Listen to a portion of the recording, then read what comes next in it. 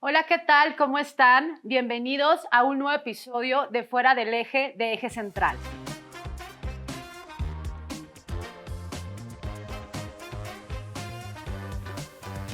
Hoy estamos muy contentos porque tenemos el honor de contar con la presencia de Alejandra Spitalier. Ale cuenta con una destacada trayectoria profesional. Ha sido asesora, ha sido secretaria de Estudio y Cuenta y secretaria general de la Presidencia de la Suprema Corte de Justicia de la Nación. Pero bueno, ¿quién es Ale fuera del eje? Y para eso, Ale, me gustaría empezar con temas personales. Quisiera que nos platicaras cómo es que surge tu vocación por la justicia. Has sido abogada por más de 20 años, entonces quisiera que empezáramos con eso, Ale, si nos Qué pudieras linda, qué compartir. generosa por esta introducción inmerecida. Muchísimas gracias. La vocación por la justicia inicia, yo creo que desde muy pequeña, orientada principalmente por mi madre, que desde chiquita siempre me dijo que yo tenía que ser abogada y me la creí. Apliqué, entré a la escuela en su momento la más complicada, la Escuela Libre de Derecho, en contra de todo pronóstico familiar. La verdad me fue muy bien. Y empecé a trabajar desde el primer día de la universidad. Fui la única que se animó. Es una escuela de mucha demanda y exigencia académica. Sí, me han dicho. Y bueno, finalmente ahí hice malabares y logré cursar todas las materias, perfecto el primer año. Y en el segundo año tuve la oportunidad de empezar a litigar materias civiles y familiares y me apasionó desde ahí la impartición de justicia. Después regresé como un poco al ámbito más notarial, etcétera, hasta que conocí al ahora ministro en retiro, Arturo Saldívar, y desde el cuarto año de la carrera pues entré a trabajar con él al despacho. Primero teníamos litigio Cuarto administrativo año y de la carrera, constitucional. súper jovencita. Sí, la verdad es que ya llevo ahí bastantes años haciendo equipo, y cuando a él él se propone buscar un lugar en la Suprema Corte, pues me invita a ese proyecto y feliz de la vida acepté. Y ahí fue cuando verdaderamente me di cuenta que la vocación por la justicia era completamente acertada. El derecho tiene muchas áreas y pues puedes trabajar en el ámbito privado y eso nunca me llamó. El servicio público fue en donde vi que tenía yo un vínculo muy especial, y atender los proyectos de justicia que en su momento vimos, pues me dio todo el propósito y todo el sentido del mundo, desde la guardería ABC, asuntos como la legalización de la marihuana, todas las libertades, los derechos de las mujeres, de los niños, niñas, infancias, pues evidentemente todo eso fue en donde yo encontré mi pasión, la ejercí plenamente. Y cuando concluyó este proyecto, la verdad es que también fue como un convencimiento muy particular. Yo nunca tuve esta vocación de hacer carrera judicial, o sea, me gustaba el servicio público, pero no propiamente ser juez a juez, Era ministro. muy dura la carrera judicial, ¿no? Muy, bajo Mira, mucha presión. puede ser, pero no era lo que me detenía. Yo siempre he sido como muy respetuosa de las vocaciones y yo no tenía esta vocación de necesariamente estar atrás de los expedientes, analizar los casos y pronunciarme sobre la justicia. Como secretaria general de la presidencia tuve la oportunidad de tener más vínculo con la política pública, con políticas que podían, innovación como lo has hecho, y medidas exactamente que podían tener una trascendencia generalizada más allá de una sentencia, ¿no? Entonces, desde ahí fue cuando entendí también que la vida me estaba llevando por otro camino y pues bueno, aquí estamos fuera de la corte, en el servicio público todavía, afortunadamente, como parte del equipo de la primera presidenta de la República y bueno, muy honrada de poder participar ahora desde esta trinchera. Te tuviste que hacer aguerrida desde chica, ¿no? Por lo que veo, y eso te fue generando una piel dura, pero a la vez sensible. Es lo que me dices, ¿no? Sí, fueron años que ahora lo veo. En su momento, pues obviamente no te lo cuestionas, simplemente estás transitando y haciendo lo que mejor puedes, como mejor te toca. Pero creo que pues todos somos la historia que vivimos y vamos agarrando como papeles y capas que nos vamos poniendo a lo largo de nuestra propia historia y que sin duda eso te va definiendo. Y hoy por hoy, bueno, creo que desde ahí viene también esta vocación feminista, ¿no? Justo lo que te de iba a preguntar. poner como a las mujeres en un espacio de igualdad, evidentemente, pues tener esta historia personal con mi mamá, en donde ella tuvo que salir adelante sola en algún momento en donde mi papá se aleja de la familia, pues ella fue la que nos sacó adelante como pudo, como mejor le dio a entender la vida, luchando, trabajando, etcétera. Y fueron años pues, en los que yo no entendía nada de esto, pero cuando ya me pude yo salir un poquito de esta esfera como del núcleo familiar, pues evidentemente yo traía muy marcada esta historia y desde ahí también veo que es una cosmovisión de vida que no lo puedo hacer de otra forma. O sea, los derechos de las mujeres no nada más vienen de esta Y de historia, las infancias, sino, ¿no? También exacto. abogas por las infancias, Y ¿no? también, lo que he visto. Pues después de años de encontrar una pareja que me contuvo emocionalmente, con quien empecé a vivir la vida de otra manera, con quien entendí que se podía hacer una familia de amor, pues también la vida me dio dos bendiciones enormes que son mis hijas y son mujeres. Okay. Y entonces también cuando ellas nacen, pues entiendo que yo no busco que su tránsito por esta vida sea mucho más fácil, mucho más pacífico y mucho más igualitario. O sea, no se trata de buscar no una posición superior y de ahí inferior, viene también tu definición de izquierda, Ale, porque has afirmado que eres una mujer de izquierda, estás en un proyecto de izquierda. Tiene mucho que ver con esto que dices, ¿verdad? Sí, yo no entiendo la izquierda sin los derechos y sin las libertades. Ser feminista, tener esta vocación de justicia, de igualdad, de empatía, de lucha social, pues tiene que ver con la izquierda necesariamente. O sea, yo, si a lo mejor hace 20 años me lo hubieras preguntado, no sabría cómo definirme a mí misma, pero pues la vida me ha ido demostrando las vocaciones, me ha permitido tener como caminos en donde comulgo como estas pues valores muy llevando, intrínsecos, ¿no? Exactamente. Te llevó con el ministro Saldívar, pues totalmente progresista, ¿no? Y se van atando los cabos. Exactamente, o sea, yo creo que la formación profesional pues te marca muchísimo, pero también creo que si no traes tú este espíritu, esta lucha interna que comulga, pues difícilmente vas a empatar con un proyecto. Qué bonito lo que dijiste, este espíritu, ¿no? Que comulga. Sí. Así es. Sí, así lo siento, así es una vocación que no podría hacerlo de otra forma. O sea, yo de verdad no podría estar trabajando en donde estoy si no fuera con esta pasión y con este convencimiento de hacer algo para tener un impacto positivo. Quisiera que nos compartieras cuáles crees que han sido las fallas del Poder Judicial de la Federación que lo hizo llegar a este punto, Ale.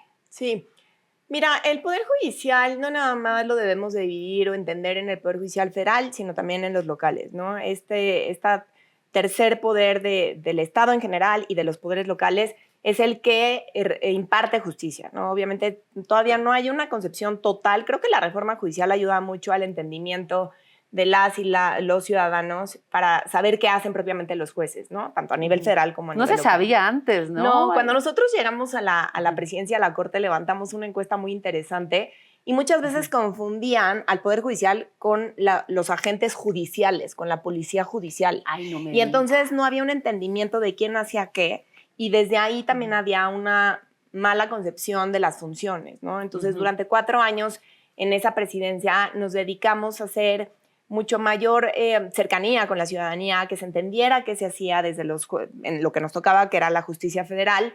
Las redes sociales, ¿no? Cómo le metieron a las redes sociales y podíamos ver qué hacían. Hasta iban en tenis, ¿no? En su ponencia. Pero bueno, sígueme contando. Exactamente. Y creo que hubo una mejoría, no nada más en cuanto al entendimiento. En esos 4 años se luchó contra la corrupción, se eliminó el nepotismo. La reforma del 2021. ¿No? Efectivamente. Hicimos una cancha mucho más pareja justo para las mujeres, buscamos la paridad. En fin, hicimos una estructura interna por primera vez en la historia del Poder Judicial Federal porque el que entonces era el presidente, el ministro Saldívar, era el primer ministro que no venía de la carrera judicial. La carrera judicial es esta formación y este estilo que estaba muy cerrado y que sigue siendo muy cerrado y que justamente es lo que busca la reforma, porque era como un sector que se mantenía en una red muy estrecha. Difícilmente entraba gente que no tuviera otra visión.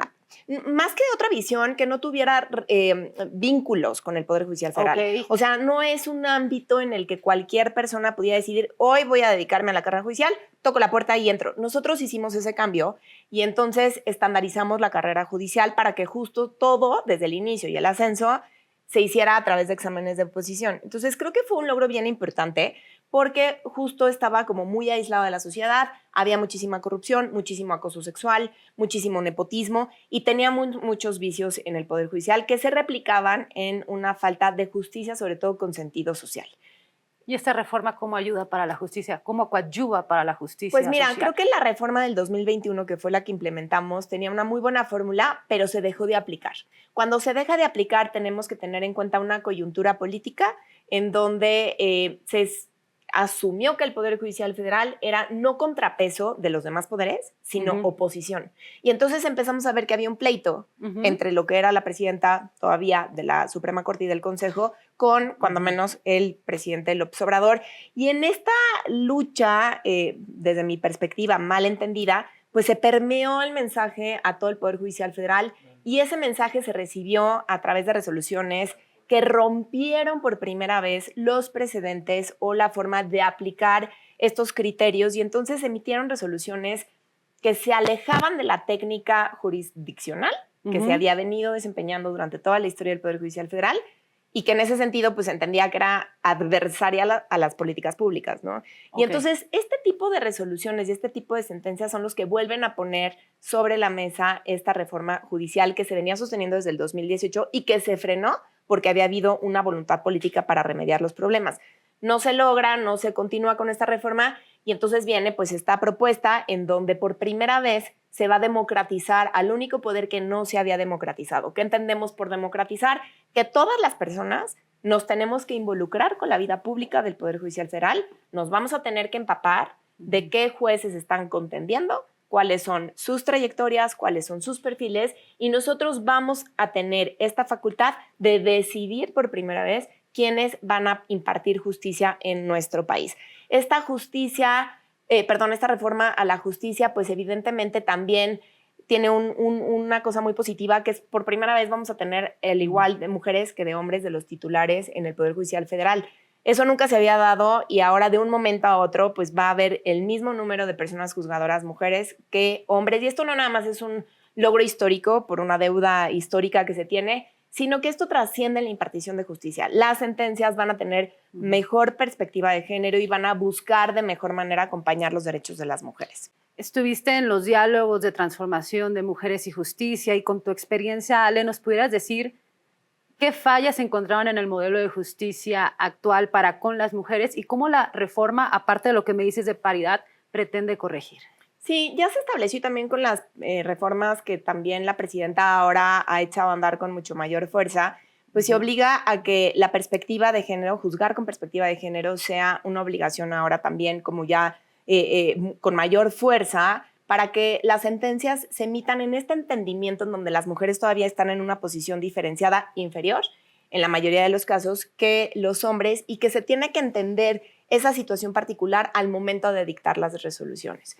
Las necesidades que nos hicieron ver evidentemente pasaba mucho por una corrupción muy intrínseca en donde los juzgadores se coludían con los abogados, con desafortunadamente lo que generalmente tiene el poder económico, que son los hombres en las familias. Y entonces cuando tienes un poder judicial corrupto que admite una impartición que falta a la imparcialidad. Y claro, entonces, pues evidentemente se decantan por los hombres porque son quienes, pues de quienes reciben estos incentivos ilegales, pues evidentemente perjudicaban a las mujeres. También no se tenía el mismo acceso a una defensa de calidad porque también están en una situación de desventaja. En fin, todas estas cosas yo hago votos para que se modifiquen en la implementación de la reforma. Evidentemente todavía falta que se integren propiamente los comités, que las personas se inscriban, que se evalúen estos perfiles, pero el sentido inicial es romper por primera vez con estas redes de corrupción, de compadrazgo y de nepotismo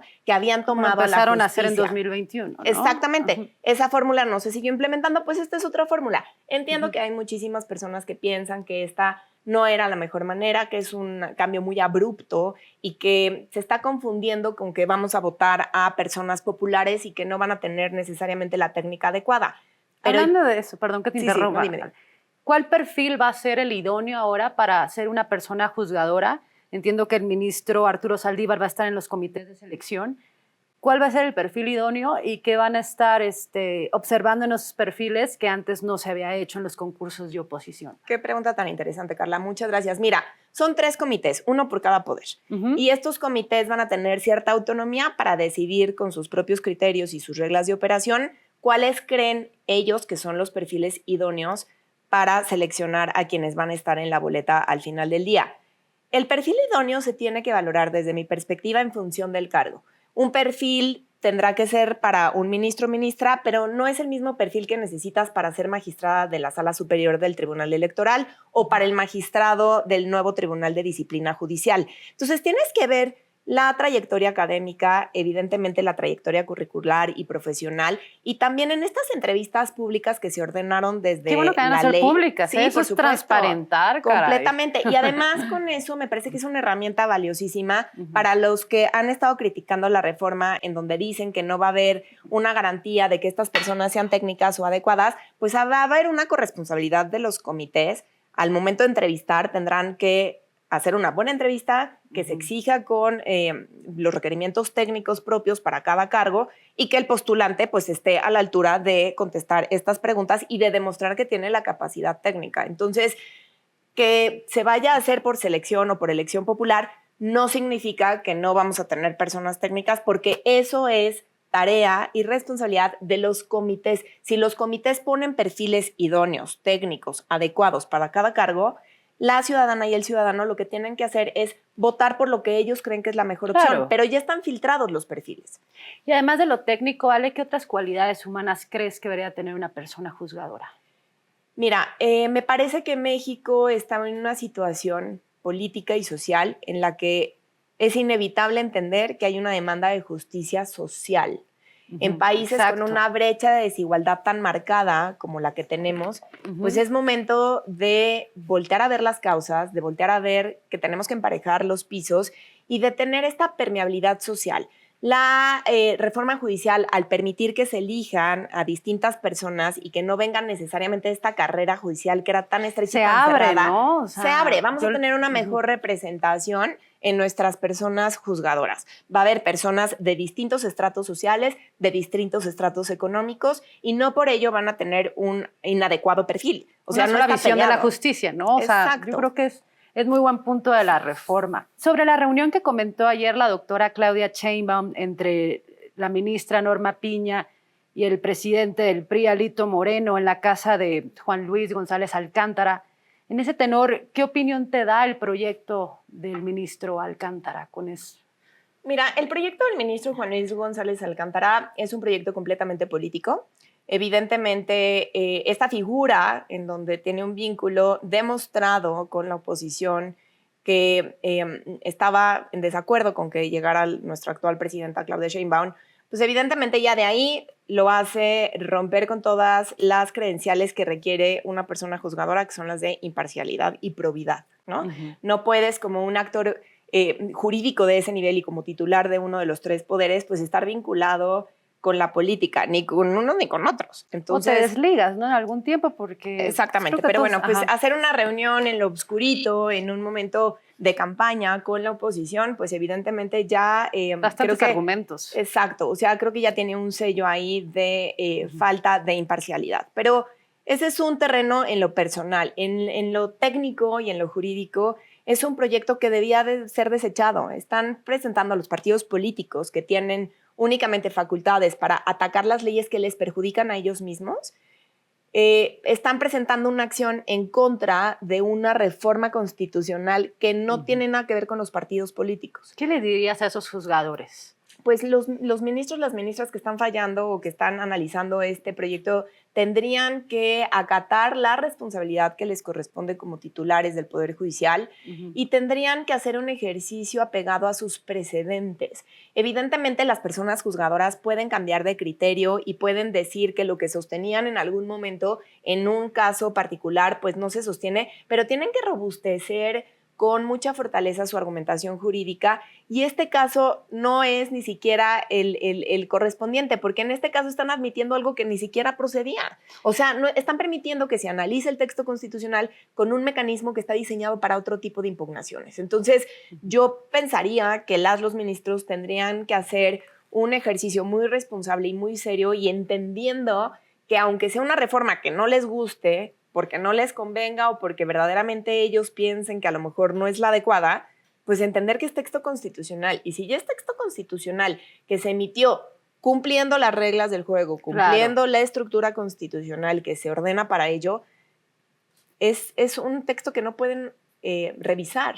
Entonces, deberían de ser muy serios y votar conforme los obliga la propia Constitución. ¿Qué le dirías, Ale, a los trabajadores del Poder Judicial que siguen en paro todavía después de 2 meses y que están afectando a los justiciables? Sí, entiendo que tal vez desde una campaña de desinformación que se ha hecho en contra de la reforma judicial estén temerosos, pero hay garantías constitucionales, legales y además una firme voluntad política de todos los actores involucrados en que no se van a afectar los derechos. Por el contrario, creo que esta reforma judicial les abre la puerta para que se postulen y para que busquen por primera vez ser titulares del Poder Judicial Federal. Entonces, creo que deben de estar tranquilos y creo que deben de buscar como lo positivo en la reforma que también los beneficia a ellos. Así es. Y por último, ya sé que ya nos pasamos de tiempo, pero llevas más de 20 años, Ale, como dijimos, luchando por la justicia desde diversas posiciones. ¿Ya es suficiente para ti? ¿Qué más sigue para Ale?